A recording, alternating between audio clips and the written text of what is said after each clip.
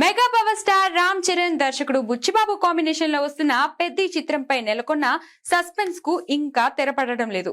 తొలుత మార్చ్ లో రావాల్సిన ఈ చిత్రం షూటింగ్ ఆలస్యం కావడంతో ఏప్రిల్ 30న విడుదల చేస్తామని చిత్ర యూనిట్ అధికారికంగా ప్రకటించింది.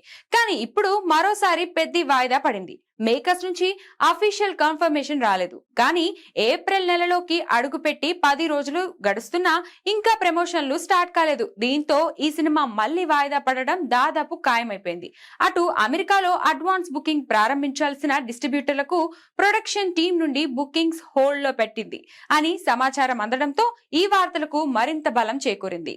ఐపీఎల్ ఫీవర్ షూటింగ్ లో ఇంకాస్త ప్యాచ్ వర్క్, ఒక స్పెషల్ సాంగ్ బ్యాలెన్స్ ఉండడంతో పెద్దిని జూన్ చివరి వారానికి వాయిదా వేసే అవకాశం ఉన్నట్లు తెలుస్తుంది. కానీ మేకర్స్ మాత్రం పెద్ది అప్డేట్ ఇవ్వడం లేదు.